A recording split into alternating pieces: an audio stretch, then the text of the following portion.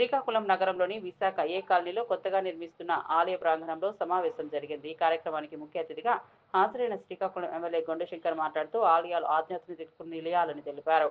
నేటి పోటీ ప్రపంచంలో ప్రజల మానసిక ఒత్తిడిని తగ్గించడానికి, మానసిక ప్రశాంతతను కల్పించడానికి ఆలయాలు ఎంతో ఉపయోగపడతాయని పేర్కొన్నారు.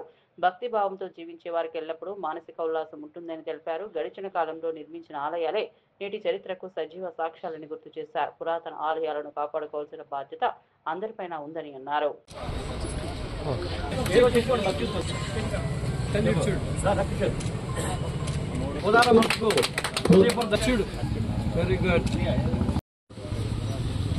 అందరికీ నమస్కారం.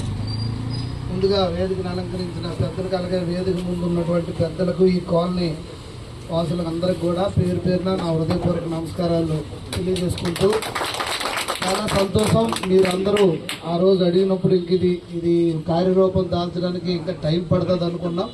కానీ యుద్ధ ప్రాతిపదికన మీరు ఈ టెంపుల్ని ఒక షేప్లోకి తీసుకొచ్చి ఆల్మోస్ట్ ఫినిషింగ్ టచ్కి వచ్చింది.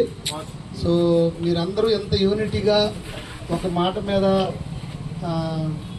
అలాగే ఎటువంటి ఫైనాన్షియల్ కూడా ఇబ్బంది లేకుండా ఎంత ఫాస్ట్గా కట్టించారు.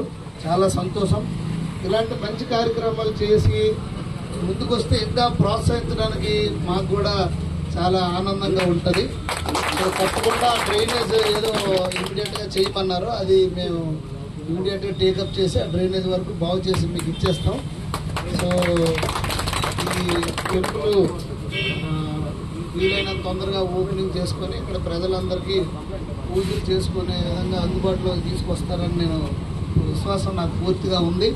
సో ఈ కార్యక్రమాన్ని దిగ్విజయంగా చేసినటువంటి కమిటీ సభ్యులకు, ఈ కాలనీ వాసులకు అందరూ కూడా పేరు పేరున నా హృదయపూర్వక శుభాకాంక్షలు, అభినందనలు తెలియజేసుకుంటూ, నాకు కూడా ఇందులో పాల్గొనే అవకాశం కల్పించినందుకు మీ అందరికీ మరొకసారి ధన్యవాదాలు తెలియజేసుకుంటూ సెలవు.